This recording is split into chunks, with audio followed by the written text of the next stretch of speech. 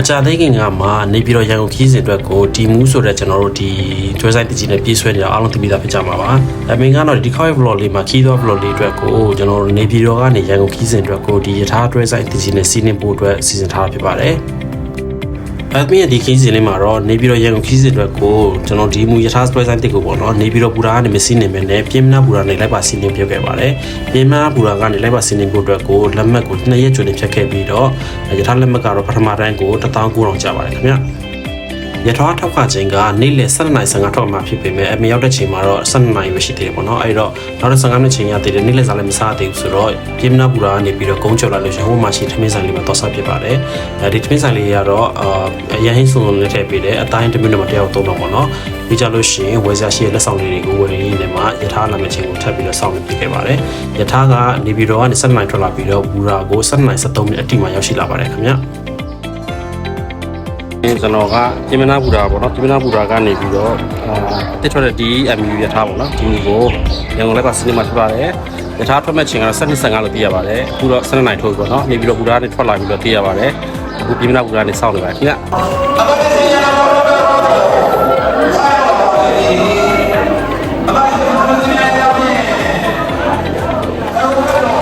ယထာဆက်ရတော့မယ်ဆိုတဲ့ချင်းချချက်နဲ့တူပေါ့နော်ဒီခီးစဉ်ကိုဒီယထာတည်ခြင်းနဲ့အားလုံးနှီးပါးကလိုက်ပါစီးနှင်းကြအောင်ဖြစ်တဲ့အတွက်အကုန်လုံးကတော့စိတ်လှုပ်ရှားပြီးတော့ပေါ့နော်လူမျိုးလေးတည်ခြင်းနဲ့စောင့်စားနေကြအောင်တွေ့ရတယ်အပြင်ပါဝင်လဲပေါ့နော်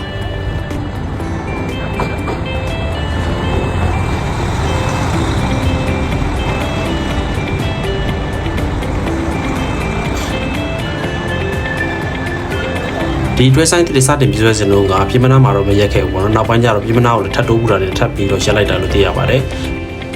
နောက်တစ်ခုသတိပြုစင်တာကတွဲဆိုင်တွေကိုတက်တဲ့အခါမှာမိမိတွဲဆိုင်ကအရန်ဝေးနေဆိုလို့ရှိရင်ဒီဆက်တွဲဆိုင်ကနေတစ်စင်တက်ပြီးတော့ပေါ့နော်ကိုထိုင်မဲ့နေရာကိုပြန်ရှာလို့လည်းရပါတယ်ဘာကြောင့်လဲပေးထားအချိန်ကနည်းတယ်ဆိုလို့ရှိရင်ကို့မှာလည်းအထုပ်ပိုးတွေများလို့ရှိရင်ဆိုလို့ရှိရင်တော့အမေအဲ့ချက်လို့သတိပြုစေချင်ပါတယ်ခင်ဗျဒီနေရာမှာကောင်းတဲ့အချက်တစ်ခုကဘာလဲဆိုလို့ရှိရင်ကျွန်တော်တို့ပြင်မနာဘူရာကဒီဘူရာရင်ဝန်ထမ်းနေရာပေါ့နော်သူတို့တွဲဆိုင်နံပါတ် live ဘယ်နေရာမှာစိုက်မယ်ဆိုတော့ညွှန်ပေးထားဖြစ်တဲ့အတွက်ကိုယ့်ရဲ့စီးရမယ့်တွဲနဲ့နောက်ပြီးလို့ရှိရင်ကိုယ့်ရဲ့စောင့်တဲ့နေရာကွက်တိကျတာဖြစ်တဲ့အတွက်တက်ရဆင်းရအဆင်ပြေပါတယ်အခုစထွက်ရချိန်မှာသတိပြုမိတာကတော့ယထာက100ကီလိုမီတာနှုန်းနဲ့ပြေးဆွဲတယ်ဆိုပြီးတချို့နေရာတွေမှာလမ်းခက်ခဲကြောင်မလို့ကီလိုမီတာလေး short မောင်းတော့သတိပြုမိပါတယ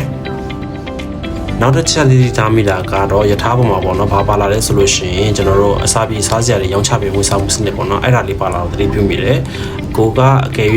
တခုခုပေါ့နော်ဝယ်လာဖို့အဆင်မပြေခဲ့ဘူးမပါခဲ့ဘူးဆိုလို့ရှိရင်တို့စီမှာအစာပြေစားစရာလေးဝယ်လို့ရတယ်ဖြော်ရည်တောက်စရာ coffee tea အစရှိတာပေါ့နော်နောက်ထပ်သတိပြုမိရတဲ့ချက်ကဘာလဲဆိုလို့ရှိရင်ဒီတွဲဆိုင်တကြီးတွေမှာကျွန်တော်နိုင်ငံတကာစနစ်တွေလိုပဲပေါ့နော်သူရဲ့ဒီနောက်ထပ်ဆိုက်ရောက်မဲ့ဘူရာစင်ကိုသူကကြိုတင်ပြီးတော့စာတန်းထုတ်ပြီးကြေညာပေးကြောင်းသတိပြုမိတယ်တစ်ချက်ကတော့သူများနိုင်ငံတွေလိုတော့ပေါ့နော်ယထာရဲ့သွားနေတဲ့အမြင့်နှုန်းကိုတော့ဖော်ပြထားတာမရှိဘူးအဲ့ဟာတော့သတိပြုမိပါတယ်ခင်ဗျပြင်မနာနေထွက်ခါပြီးတော့နောက်ထပ်ဆိုက်ရောက်မဲ့ဘူရာကတော့တောင်ငူဘူရာပေါ့နော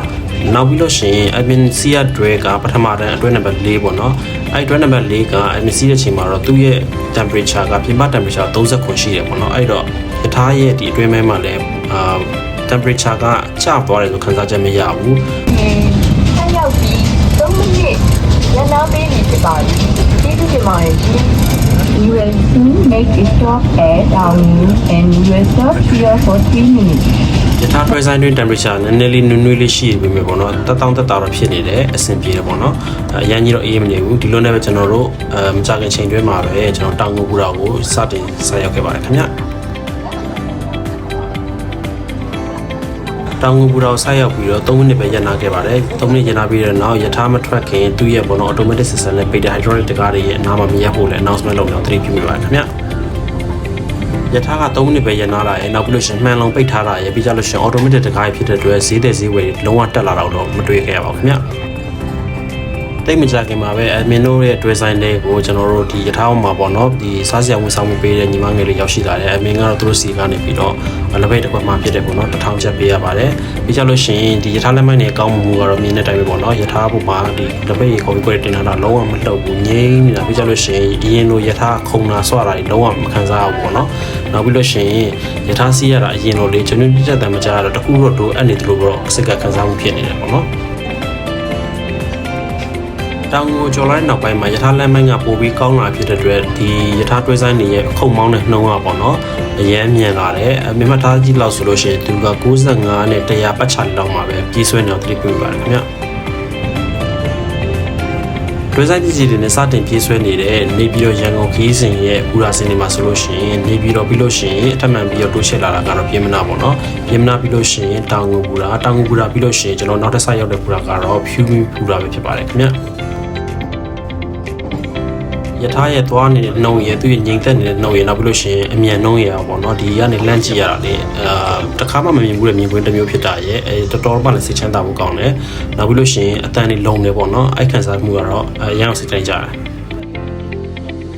ပါလာတဲ့တောက်ဆရာတွေနောက်ပြီးလို့ရှိရင်မှားထားတဲ့ coffee tea ပြီးပြီးတော့ဆိုတော့အမိုက်ပြုတ်နေရလိုက်ပြီးတော့ရှာမိတယ်ဒီမှာသူ့ရဲ့တွဲဆိုင်တိုင်းမှာသူအမိုက်ပုံးတွေပါတယ်ပေါ့နော်အဲ့တော့အမိုက်ပုံးထဲမှာမိမိအမိုက်တို့စနစ်ကျဆွတ်ပစ်စေချင်ပါတယ်ဒါလေးကတော့ပထမတန်းတွဲဆိုင်ထဲမှာပါတယ်အများဆုံးတက်စင်ခံမှာရင်းတဲ့တိုင်းမှာပစ္စည်းအစ်စ်တွေဖြစ်တဲ့အတွက်အကုန်လုံးကဖြူခွေးတောက်ပါနေပေါ့နော်ရေဆိုလဲသူတစ်ချက်ပဲနှိပ်ရွယ်သူကအော်တိုပြန်ပိတ်တယ်နောက်ပြီးလို့ရှိရင် toilet ဆိုလို့ရှိရင်လည်းသူက clock နှိပ်လိုက်ရင်လည်းသူက flash ban လုပ်သွားပေါ့နော်ဒီမှာဆိုလို့ရှိရင် water spray ကန်တွေအကုန်ပါတယ်ခင်ဗျယထာတစ်ကြီးရဲ့တွဲဆိုင်တစ်တွေမှာအမြင်စိတ်မကောင်းတာကဘာလဲဆိုလို့ရှိရင်အများဆုံးတန်းစင်ကမှာရှိတဲ့ဘေးစင်တွေကိုကွန်းသွေးတွေထွေးထားတာတွေနောက်ပြီးလို့ရှိရင်ဒီ toilet တွေကိုကွန်းသွေးတွေထွေးပြီးတော့စီကာပါမှာကွန်းသွေးဆွန်းနေတာပေါ့နော်အဲ့ဒါလေးကတော်တော်လေးမှနှမျောစရာကောင်းတဲ့ຢာတွေပါခင်ဗျအကယ်၍အခြားတွဲတွေကိုတွားရောက်လေ့လာခြင်းလဲဆိုလို့ရှိရင်လည်းဒီ slide door လေးတွေပေါ့နော်အဲ့ကနေတစ်ဆင့်တွားပြီးတော့လေ့လာနိုင်ပါတယ်ခင်ဗျပကိုးဘူရာမှာရန်နာနေတဲ့အချိန်ပေါ့နော်ဒီ3မိနစ်အချိန်ကနေအတွင်းမှာအပြင်ပေါက်ထွက်ပြီးတော့ကျွန်တော်ရိုက်ဖူးပြီးတဲ့အချိန်မှာပဲကျွန်တော်တို့တော်တော်လေးမှစိတ်ပျက်စရာကောင်းတဲ့မြေကိုမြင်ခဲ့ရပါတယ်ယထာတွဲဆိုင်တစ်တင်နဲ့ဒီကွန်းသွေးပြဿနာမကြခင်မှာတော့ဒါတော်တော်ခေါင်းခိစ္စဖြစ်လာမယ့်ပြဿနာလို့ကျွန်တော်မြင်မိပါတယ်ခင်ဗျဒါကတော့အထက်တန်းတွေပါအထက်တန်းတွေကခုန်နေရတော့သူက2+1ပေါ့နော်ကျွန်တော်ဒီ express guide လိုပဲဒါကတော့ကျွန်တော်ပထမတန်းတွေပါပထမတန်းတွေကတော့ကျွန်တော်မျက်နှာချင်းဆိုင်ကုန်း2ယောက်တွဲတစ်ခုံပေါ့နော်ပြီးကြလို့ရှိရင်တော့အောက်မှာဆိုဖာသားနဲ့ဆိုတော့ထိုင်ရတာတတောင့်တဖြစ်တယ်ပင်မညောင်းညောင်းမှုကိုတော့တိတ်မခံစားရပါဘူးခင်ဗျဘကိုးဘူရာပြီးတဲ့နောက်ထပ်ဆက်ရမယ့်ဘူရာကတော့ကျွန်တော်ရန်ကုန်တိုင်းနဲ့ဝင်သွားပြီပေါ့နော်အဲ့ဘူရာပါလဲဆိုလို့ရှိရင်ထပ်တိုးဘူရာဖြစ်တဲ့တိုးချောင်းကလေးဘူရာဖြစ်ပါတယ်ခင်ဗျဒီခီးစဉ်ရဲ့ပထမတန်းတွဲမှာကျွန်တော်လိုက်ပါစီးနေတဲ့အချိန်မှာသတိပြုမိတဲ့ချက်တံပါလဲဆိုလို့ရှိရင်ဒီတွဲဆိုင်တစ်တွေမှာ facility တွေကိုတချို့ခီးသွားတွေကောင်းကောင်းနားမလည်သေးတာအသုံးပြုတတ်သေးတာကတော့ပထမဆုံးဖြစ်နေတဲ့ challenge ပေါ့နော်အဲ့ဒီမှာတချို့တွေကဒီ slide door တွေကိုကောင်းကောင်းမဖွင့်တတ်တာနောက်ပြီးကြလို့ရှိရင်ကျွန်တော်တို့ toilet ထဲဝင်ပြီးလို့ရှိရင် chat တွေပိတ်ပြီးတော့ပြန်ဖွင့်တတ်တဲ့ပြဿနာနောက်ပြီးလို့ရှိရင်ကျွန်တော်တို့ဒီပေါ့နော်ဒီအပေါ်မှာ announcement လုပ်ပေးနေတဲ့ဒီ site ရောက်မဲ့နောက် site မဲ့ဘူလာတွေသူတို့မမြင်သေးတာမဖတ်သေးတာပေါ့နော်အဲ့ပြဿနာလေးတချို့ရှိနေပြီးတော့သတိပြုပါတယ်နောက်ပြီးလို့ရှိရင်အမိုက်ပုံးပြတဲ့နေရာမှာပေးထားတဲ့ sign ပေါ့နော်ဒီ intelligent sign လေးသူတို့မဖတ်တတ်တဲ့ပြဿနာဒါလေးလည်းတွေ့ရသေးတယ်နောက်တစ်ခုကယထာခီးသွားဆိုလို့ရှိရင်အစင်လာတစ်ခုလိုဖြစ်နေတဲ့ကျွန်တော်ထမင်းဟင်းတွေကိုချိုင်းနေနဲ့တေချာထုတ်ပိုးပြီးတော့ယထာပွဲမှာစားကြတဲ့စနစ်ပေါ့နော်ဒီစနစ်ကတစ်ခါတလေကြားလို့ရှိရင်ယထာပေါ်မှာကလေးငယ်တွေပါတဲ့အခါကျလို့ရှိရင်တိုင်မီခိုင်းပြီးပြုတ်ကြတဲ့အခါမှာယထာပေါ်မှာစီရဆုံးပြီးဟင်းနဲ့ကျန်တာဒီပြဿနာလေးရတယ်မကြခင်ကြုံတွေ့လာပြဿနာအမြန်မြင်မိတယ်နောက်တစ်ချက်ကရန်ကုန်နေပြီးတော့ခီးစဉ်ဒီတွဲဆိုင်တစ်ကြီးက9နိုင်ပဲကြာတဲ့ခီးစဉ်ဖြစ်တဲ့အတွက်ယထာမထွက်ခင်မှာမိမိရဲ့နေ့လည်စာတွေမနေ့စာတွေစားသုံးခဲ့ပြီးတော့ယထာပေါ်မှာဆိုလို့ရှိရင်တော့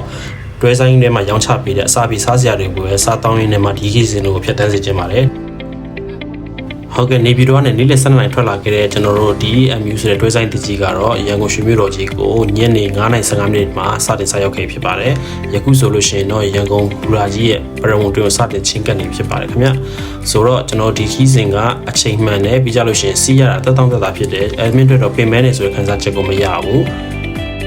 ဟုတ်ကဲ့မကြသေးခင်ကမှနေပြီးတော့ရန်ကုန်ခီးစဉ်ကိုဒီ MU ဆိုတဲ့တွဲဆိုင်တစ်ကြီးတဲ့စတင်မိတ်ဆက်လက်တဲ့ခီးစဉ်ကိုအမင်ကလိုက်ပါစီးနေနဲ့တင်ဆက်ပေးခဲ့တဲ့ blog လေးကိုဒီမှာတည်းပဲအဆုံးသတ်ပြရစေခင်ဗျာဒီ blog လေးကိုအဆုံးထိကြည့်ရှုပေးတဲ့ YouTube စီစဉ်ကိုအထူးပဲကျေးဇူးတင်ရှိပါတယ်ခင်ဗျာ